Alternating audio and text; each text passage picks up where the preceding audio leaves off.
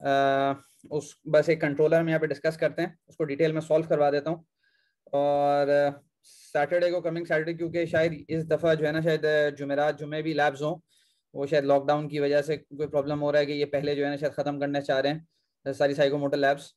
तो ये कि सैटरडे को जो है वो इसका कॉम्प्लेक्स इंजीनियरिंग प्रॉब्लम होगा, जो open book open notes assignment है, क्लास असाइनमेंट है। तो उसके अंदर आप लोग अपने साथ जो है ना जो भी मटेरियल है वो ले आना और फिर इसको सॉल्व करना। यहाँ पे जो भी ये चीज़ हम डिज़ाइन हम देख रहे हैं, हम कंट्रोलर डिज़ाइन जो हमारे पास कल हमने पढ़े थे कि पीडी जो हमारे पास कंट्रोलर है ये मोस्टली यूज़ किया जाता है जब हमें ट्रांजिएंट परफॉर्मेंस इंप्रूव करनी होती है। ट्रांजिएंट परफॉर्मेंस मतलब क्या? एक मिनट,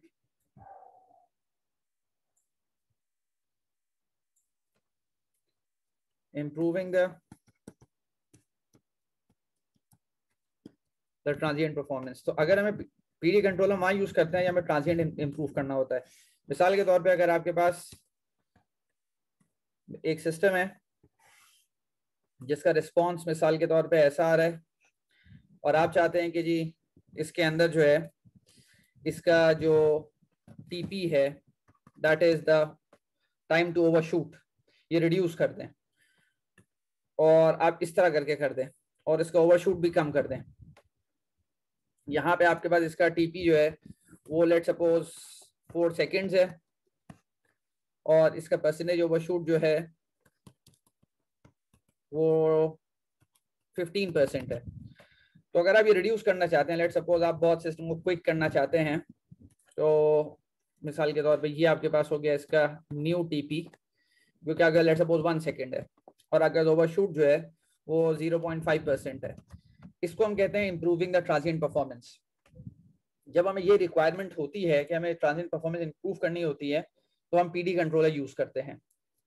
इसी तरह हमारे पास पीआई कंट्रोलर कब यूज किया जाता है? जब हमारा इंटरेस्ट होता है improving the steady state performance, improving the steady state performance.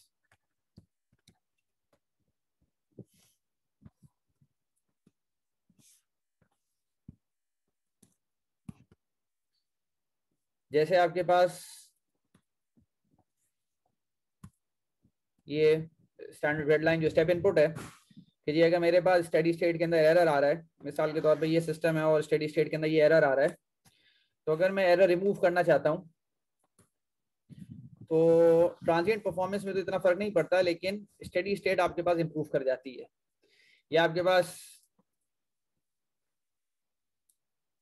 With pi controller ये परफॉर्मेंस है,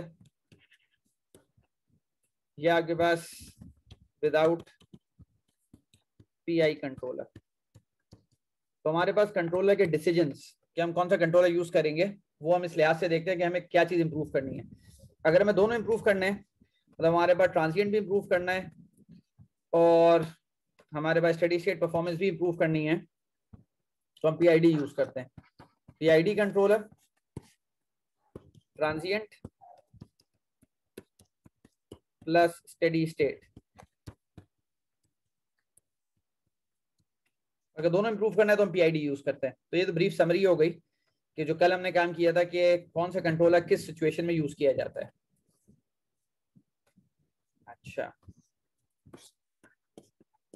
ये मैंने कल रीजन समझाया था कि हम मतलब कंट्रोलर क्यों यूज करते हैं, जो कि मोस्टली 90% को कुछ समझ में नहीं आया क्योंकि नो वन वाज अटेंटिव किसी को। तो ये है कि ये मैं रिपीट नहीं करूंगा क्योंकि सब रिकॉर्डेड लेक्चर है। नॉर्मली लेक्चर्स में लड़कों को समझ में आता था और ये वो मेन चीज है जिसकी वजह से पूरा कोर्स पढ़ा जाता है, जो मोस्ट इंपॉर्टेंट बात थी। तो कल जब मैंने पूछा है तो बहुत दुख भी हुआ, लेकिन अल्हम्दुलिल्लाह मिड टर्म की भी हुई परफॉर्मेंस है, क्विज़ेस की भी हुई परफॉर्मेंस है। अभी जाफरी साहब से भी डिस्कशन हुआ, तो आई डाउट शायद आप में से कितने लड़के पास होते हैं स्पोर्ट्स में, अल्लाह ही जानता है, अगर फाइनल जो है ना ऑन कैंपस हो।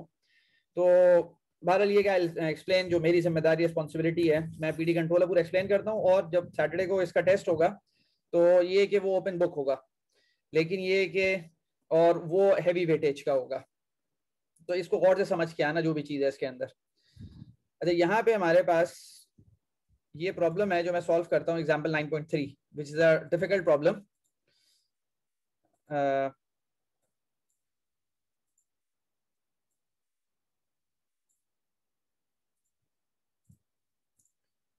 ये हमारे पास एक प्रॉब्लम है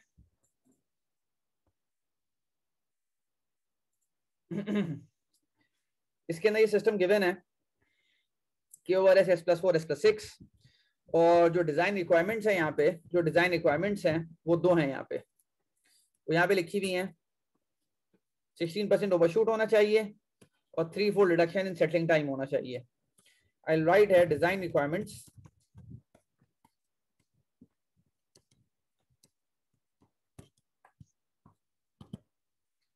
पहली रिक्वायरमेंट आपके पास ये है कि percentage overshoot must be 16%। Number 2 आपके पास जो डिजायर्ड है सेटलिंग टाइम, वो जो एक्चुअल के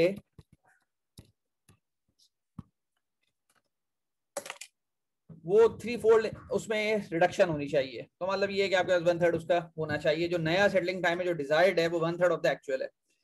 सबसे पहले मैं ये काम ये करूंगा यहाँ पे कि मैं इसका रूट लोकस देखूंगा के over S S plus 4 S plus 6 का। मैं रूट लोकस देखूंगा।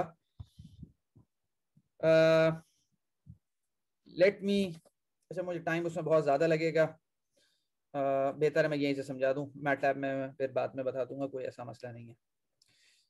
तो ये मेरे पास रूट लोकस बना हुआ है यहाँ पे, जो कि कंट्रोलर्स के सवाल में गिवन होगा। ये root locus will be given. तो मैं यहाँ पे मार्क कर देता हूँ कि मेरे पास ये सिस्टम का ट्रांसफर फंक्शन है, ओपन लूप पोल्स है, और ये मेरे पास orange is the root locus, ये उसका रूट लोकस है। और यहाँ सबसे पहली डिजाइन रिक्वायरमेंट मेरे पास है परसेंटेज ओवरशूट शुड बी 16%। तो मैं इसको सेटिस्फाई करूंगा। तो मैं इसको सेटिस्फाई कैसे करूंगा? What I will do, step number 1, ये सैटरडे को मैं इंशाल्लाह ये चीज जो है ना ग्रिड पे दे दूंगा, तो कैलकुलेशन खुद आप लोग कर लेना उस पर। Step number 1 is percentage overshoot is 16%, तो E minus zeta pi divided by 1 minus zeta square multiplied by 100 is equal to 16%, जो मेरे पास परसेंटेज ओवरशूट का फॉर्मूला है। I solve this thing, और that is e minus zeta pi divided by 1 minus zeta square is equal to 0.16. You take the log on both sides, log of this one and log of this one, 0.16. You solve the complete thing and you get the value of zeta 0.504. ये यहां से मिली मुझे, ठीक है। तो ये calculation आप करोगे तो आपको ये वैल्यू मिल जाएगी। जब ये कैलकुलेशन कर लेंगे उसके बाद what we will do is theta is equal to cos inverse 0.504 which will give you what, इसका क्या आंसर बनेगा? cos इनवर्स 0.504 क्या बना?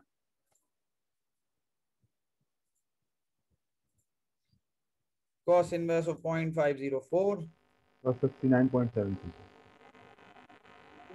second cos inverse 59.73, ठीक है, 59.73 डिग्रीज फ्रॉम दिस पॉइंट, क्योंकि एंगल हम यहां से कंप्यूट करते हैं, दिस इज द थीटा। और इसने जो यहाँ पे लिखा हुआ है 59.73 minus 180 is equal to 120.26, which is equal to 120.26 degrees, जो कि यहाँ पे लिखा हुआ है, ठीक है। बात ये कि हमें तो वो एंगल देखना है। हमें जब ये एंगल मिल जाएगा उसके बाद what we will do, we will draw a line, we will draw this line, जो ब्लू मैंने लाइन ड्रॉ की, ठीक है। सलमान उबैद बैठे हुए हो?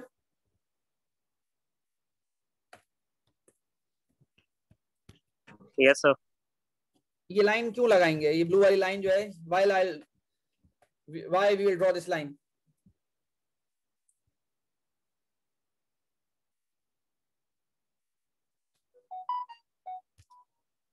कुछ अंदाजा नहीं है? ठीक है, दैट्स फाइन।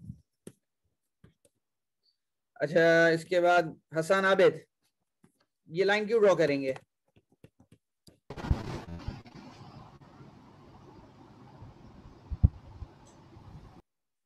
सर ये लाइन पॉइंट रूट लोकस को कट करेगी ना सर ये? फिर क्या होगा? उसका एडवांटेज क्या है? इस लाइन को ड्रॉ किया उसने, कट किया रूट लोकस को, फिर क्या है फायदा? क्या है? पता चलेगा सर उससे हमें। क्या पता चलेगा? टीएस। क्या पता चलेगा? पीएफ? नो सर, टीएस तो पता है सर। ठीक है, कुछ पता नहीं है। ठीक है, बस मैं ये देखना चाह रहा हूँ मुनीब, कुछ एक 1% भी समझ में आया कि 1% भी समझ में आया? मुनीब, हाँ, ये क्या चीज है? Yes sir. क्या किया? ये ब्लू लाइन है, ये ऑरेंज को इंटरसेक्ट कर रही है, इससे क्या फायदा है? ये सर हमारा रूट लोकस का बता रहा है कि रूट लोकस को कट करेगा सर। ठीक है, कुछ पता नहीं, आगे चलो। अगला आदमी कौन है? सऊद। ना सऊद, ये लाइन का क्या फायदा है? बैठे हुए भी हो कि नहीं बैठे हुए? जी सर बैठा। हाँ हाँ सऊद, क्या है ये लाइन? क्या है ये ब्लू लाइन जो ऑरेंज को इंटरसेक्ट कर रही है, क्या फायदा है? ठीक है, गुड, अल्हम्दुलिल्लाह। अच्छा, सबसे एडवांटेज ये है कि ये रिकॉर्ड होता है, यूट्यूब पे जाता है। कि आइंदा कभी पाकिस्तान इंजीनियरिंग काउंसिल वाले मुझसे पूछेंगे या कोई हायर मैनेजमेंट का, तो ये हम बता सकते हैं कि जी जो मेहनत हम करते थे कि और जो माशाल्लाह रिस्पॉन्स सामने से आता था। ऐसा नजीज, ऐसा नहीं बैठे हुए हो कि बैठे हुए? Yes sir. हाँ जी सर, बैठा। हाँ, ये क्या चीज है ये? जब सर इस लाइन पे जो पॉइंट लाई कर रहा है रूट लोकस पे, उस पे पोल की लोकेशन मालूम हो जाएगी ना सर? फिर क्या होगा पोल की लोकेशन से? रीजन क्या है? लाइन क्यों ड्रॉ की है सर? रीजन, ये line draw sir theta theta theta हमने जो फाइंड किया उस हिसाब से हमने वहाँ पे लाइन ड्रॉ की है ना, वो रूट लोकस को कट कर रहा है। जिस पॉइंट पे रूट लोकस को कट कर रहा है वहाँ पे हम पोल्स की लोकेशन हम फाइंड हो जाएगी हमें। उससे फायदा क्या होगा? मतलब रीजन क्या है? ये ब्लू लाइन ठीक है कट हो गई, पोल की लोकेशन पता चल गई, लिखी हुई है सामने, इसका फायदा क्या है? ठीक है, दैट्स फाइन, गुड। 1 2 3 4 5 आदमी, दैट्स फाइन, गुड। ठीक है, बस ऐसा माइक ऑफ कर लो, कोई मसला नहीं है।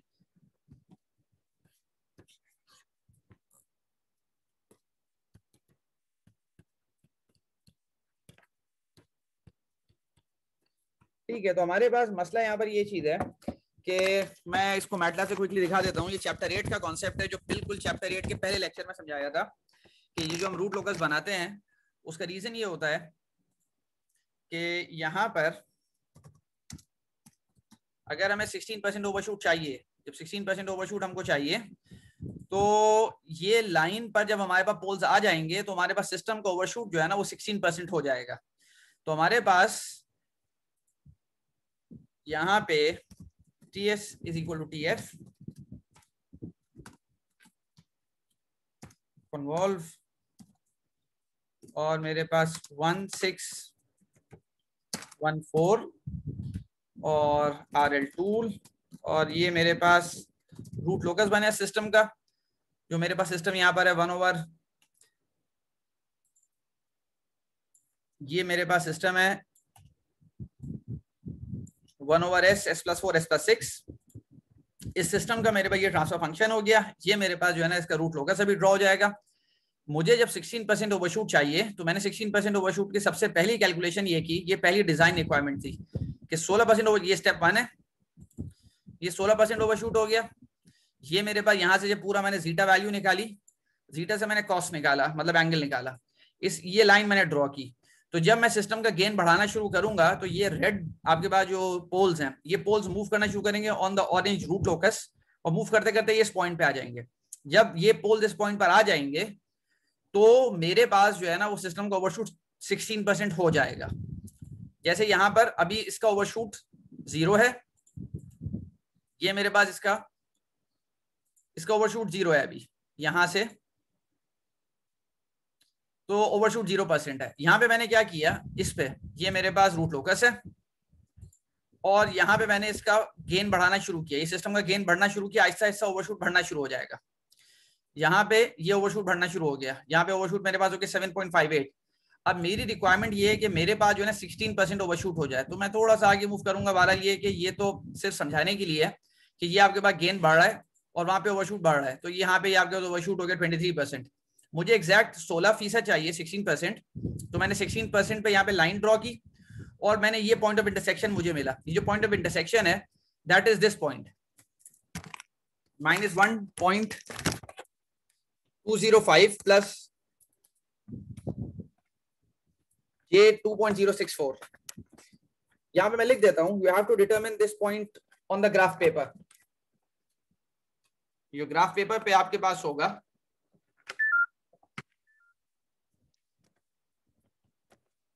you have to determine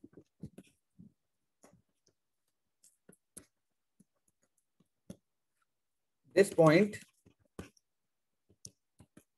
on the graph paper। ये आपको पॉइंट मिलेगा। जब ये पॉइंट आपके पास मिल जाएगा उसके बाद फिर आप इस पॉइंट पे गेन निकालेंगे सिस्टम का। The gain is 43.35। गेन जो आपके पास पॉइंट नंबर 8 था, पॉइंट नंबर 9 बल्कि रूट लोकस के अंदर, या आप उस तरह कंप्यूट करेंगे। The gain will be computed like that. ये सब चैप्टर 8 की बातें हैं। चैप्टर 8 अगर नहीं आता तो ये कुछ समझ में नहीं आएगा। जब भी मैंने चैप्टर 8 का क्विज ले लिया था ताकि आप लोग कुछ पढ़ ले। ये गेन मैंने निकाल लिया और ये मेरे पास आ गया। मेरे पास पॉइंट -1.205 प्लस जे 2.064 ये पॉइंट ऑफ इंटरसेक्शन आया with of the root locus with the blue line. तो अगर मेरे पोल इस पॉइंट पे आ जाएंगे तो 16% ओवरशूट आ जाएगा। तो 16% ओवरशूट मेरे पास आ गया। यहाँ पे मैं देखूंगा मेरे पास सेटलिंग टाइम कितना है। तो यहाँ पे मेरे पास सेटलिंग टाइम कितना है ये मुझे निकालना है। कोई बता सकता है मैं यहाँ से सेटलिंग टाइम कैसे निकाल सकता हूँ? Settling time of the system, मतलब ये तो मैं कह सकता हूं, अगर मैं इसको ड्रॉ करूं, ये टाइम हो गया और मेरे पास लाजमन ओवरशूट जो है ना वो 16% होगा। ये 16% है ओवरशूट, क्योंकि मेरी कैलकुलेशन ये शो करती है कि इफ द गेन इज 43.35, अगर मैं सिस्टम का गेन 43.35 कर दूं, ये गेन हो गया। ये मेरे पास सिस्टम हो गया 1/s, s+4 s+6। ये मेरे पास फीडबैक सिस्टम है प्लस माइनस RT। अगर मेरे पास ये गेन हो जाएगा तो इट विल गारंटी 16% ओवरशूट। वो मेरी कैलकुलेशन यहाँ पे मैंने शो कर दिया। यहाँ पे इसका सेटलिंग टाइम कैसे निकालेंगे, क्या ख्याल है? सर अगर हम इसका मैग्नीट्यूड निकालें इस पॉइंट ऑफ इंटरसेक्शन का और उसको हम TS के फॉर्मूले में सब्स्टिट्यूट कर दें तो हमारे पास काशिफ तुम्हारी आवाज बहुत कम आ रही है मेरे हिसाब से। अहमद, काशिफ, हाँ अहमद तुम्हारी आवाज बहुत कम आ रही है। जी सर, मैं कह रहा था अगर हम इसका पोल से मैग्नीट्यूड निकाल लें या ओमेगा n रेडियस निकाल लें और हम TS के फॉर्मूले में सब्स्टिट्यूट कर दें तो हमारे पास TS आ जाएगा। ठीक है, तुमने सही कहा, लेकिन ये कि जिन्होंने बहुत ज्यादा प्रैक्टिस की भी होती है ना उनको बहुत डायरेक्ट आइडिया होता है। वो कैसे निकालेंगे कि तुम्हारे पास अगर यहाँ पे ये पोल लोकेशन है और ये मुझे पता है ये जो आपके पास डिस्टेंस होता है ये जीटा ओमेगा n होता है, और जो मेरे पास फॉर्मूला होता है TS का वो होता है 4/जीटा ओमेगा n। तो अगर किसी तरह मुझे ये डिस्टेंस ये वाला पता है तो मैं डायरेक्टली यहाँ पे डाल के सेटलिंग टाइम निकाल सकता हूँ। ठीक है, ये चैप्टर 4 की बात है, बहुत जमाना गुजर गया इस बात को। तो यहाँ पे आपके पास सेटलिंग टाइम अगर मुझे निकालना है तो बहुत सिंपल है। सेटलिंग टाइम मैं यहाँ पे लिख देता हूँ और मेरे पास यहाँ पे अगर गौर से देखो तो मेरे पास -1.205 इसका क्या लोकेशन है। मैं यहाँ पे लिखता हूँ इसको पोल लोकेशंस। पोल लोकेशन आपके पास क्या है? पोल लोकेशन आपके पास हो गया -1.205 प्लस J 2.064 ये पोल लोकेशंस है। ये चैप्टर 4 के अंदर बहुत दफा गुजर चुका है कि ये this is zeta omega n और ये जो आपके पास है this is omega n √1 minus zeta square. तो जब मुझे सेटलिंग टाइम निकालना है TS which is 4/zeta omega n, therefore TS is equal to 4/1.205। ये इसका सेटलिंग टाइम है 4 divided by 1.205, 4 divided by 1.205 which turns out to be 3.3195।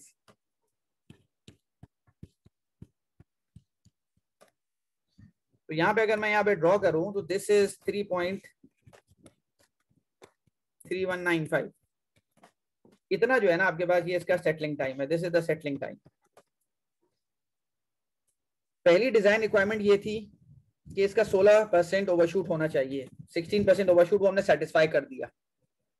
Second requirement आपके पास ये है कि इसका जो डिजायर्ड आपके पास सेटलिंग टाइम है टीएस डिजायर्ड, वो एक्चुअल से 3 टाइम्स कम हो। तो ये मैं देखता हूँ ये इसका क्या मतलब बनता है।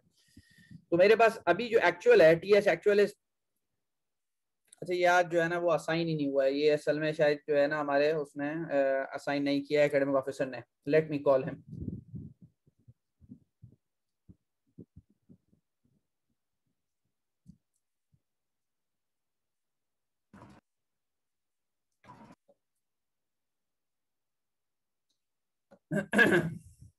ठीक है, अच्छा आपके पास ये टीएस एक्चुअल हो गया। दिस इज टीएस एक्चुअल जो आपके पास एक्चुअल आया है, और उसके बाद आपके पास टीएस आपके पास जो डिजायर्ड है which is the design requirement. जहांदेव अस्सलाम वालेकुम, ये तुमने असाइन नहीं किया मुझे लाइसेंस, मेरी क्लास एंड होने वाली है। ये तो यहाँ पे जूम का लाइसेंस, हाँ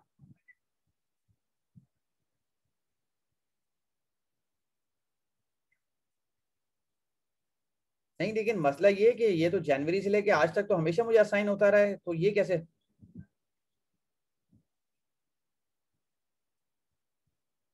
चलो ठीक है बस सही है, सही, कोई मसला नहीं है। मतलब ऑफिशियल मतलब ये खत्म होने वाली है बस 11:40 से 12:30 क्लास है, जनवरी से हो रही है। कभी ऐसा नहीं हुआ, आज पहली दफा हुआ। नहीं मेरी क्लास जो है ना ये तो जनवरी से इस टाइम पर हो रही है, 11:40 से 12:30 अभी मेरी क्लास में चल रही है। ठीक है कोई मसला नहीं है, ठीक है, अस्सलाम वालेकुम। ठीक है, क्या चीज? नहीं, मेरी क्लास अभी होती है, तुम्हें यही नहीं पता है। ठीक है, अस्सलाम वालेकुम।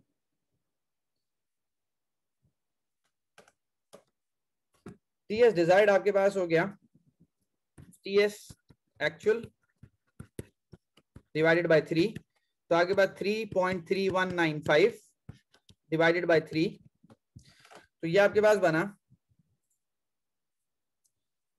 Divided by 3 is equal to 1.1065।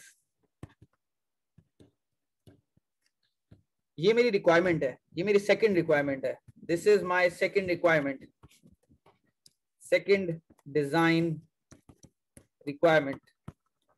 पहली मैं सेटिस्फाई कर चुका हूं, सेकंड मेरे पास ये कि टीएस ये होना चाहिए। अब मैं गौर से देखता हूं कि ये टीएस मैं सेटिस्फाई कर भी सकता हूं या नहीं कर सकता विद सिंपल रूट लोकस। यहाँ पे अगर मैं कुछ ऐसा करूं कि बस ये सेटिस्फाई मैं कर दूं विदाउट एडिंग एनी कंट्रोलर, कोई कंट्रोलर मैं ऐड नहीं कर रहा, मैं सिंपल इसको जो है ना इस डिजाइन रिक्वायरमेंट को मैं सेटिस्फाई कर दूं।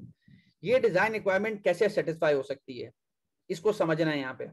सही सारे चैप्टर 4 का कॉन्सेप्ट है और जो हम चैप्टर 8 पे अप्लाई करते हैं यहाँ पे वो क्या चीज है।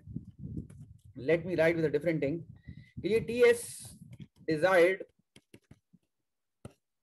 is equal to 4 upon zeta omega n desired. This is 1.1065 is equal to 4 upon zeta omega n desired. So zeta omega n desired is equal to 4 divided by 1.1065. Therefore, zeta omega n desired कि क्या बना? What is this value? 4 divided by 1.1065. 3.615. 3.615. 615. ठीक है, thank you. Yes sir. Let me have a look here. तो ये सब calculation यहाँ पे यही चल रही है।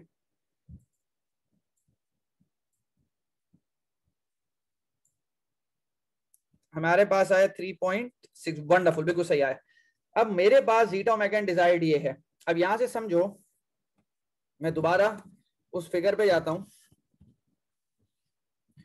अगर मेरे पास ये मुझे सेटलिंग टाइम चाहिए कौन सा सेटलिंग टाइम? अगर मुझे सेटलिंग टाइम चाहिए 1.1065, अगर मुझे ये वाला सेटलिंग टाइम चाहिए तो लाजमन इसके लिए मेरे पास जो जीटा ओमेगा एन की वैल्यू है वो ये होनी जरूरी है। अगर मुझे ये सेटलिंग टाइम चाहिए 1.1065 तो ये मेरे पास जीटा ओमेगा एन की वैल्यू होनी चाहिए।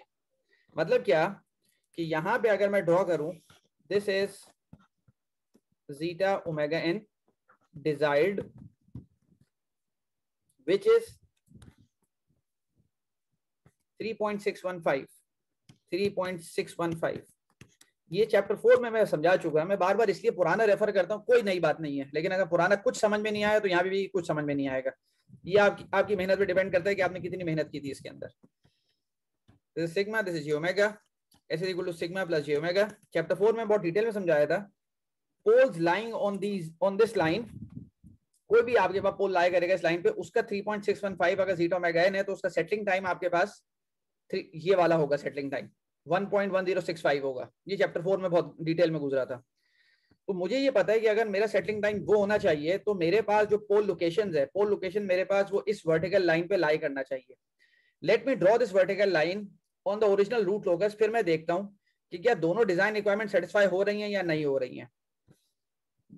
मैं इस रूट लोकस पे जाता हूँ, ये मेरा ओरिजिनल रूट लोकस है। I copy this again, I copy this again और उसमें समझाता हूं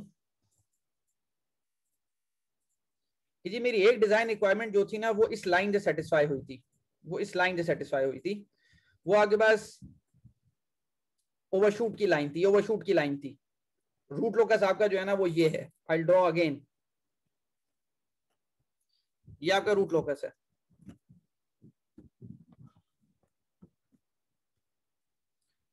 दूसरी डिजाइन रिक्वायरमेंट वो कहता है कि जी जो लाइन आपके पास बननी चाहिए वो लाइन आपके पास बनेगी 3.615 पर। 3.615 का मतलब है वो आपके पास यहां की लाइन बनेगी, हेयर समवेयर, बल्कि थोड़ा सा और दूर बनेगी, समवेयर हेयर। तो मेरे पास अगर ये ब्लू और रेड लाइन जिस पॉइंट पे इंटरसेक्ट कर रही हैं, ये ब्लू और रेड लाइन जिस पॉइंट पे इंटरसेक्ट कर रही हैं,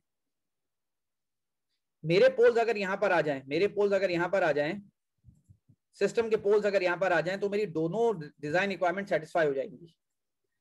अगर मेरे पोल सिस्टम के यहां पर आ जाएं, इस पॉइंट पर आ जाएं, if this is the desired pole location for satisfying both the design requirements,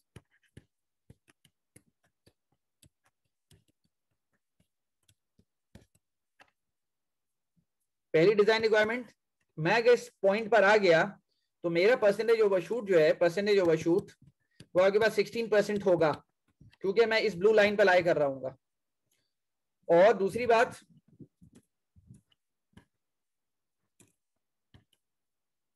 मेरे पास जो सेटलिंग टाइम है, जो सेटलिंग टाइम टीएस होगा वो आपके पास ये वाला हो जाएगा 1.1065। 1.1065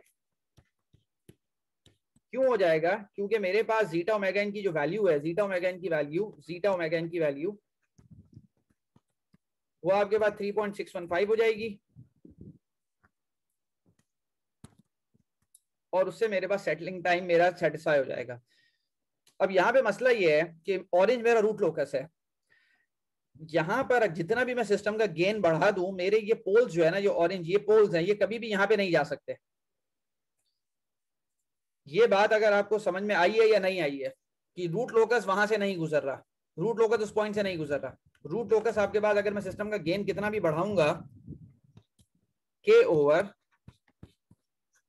1 s s plus 4 s plus 6,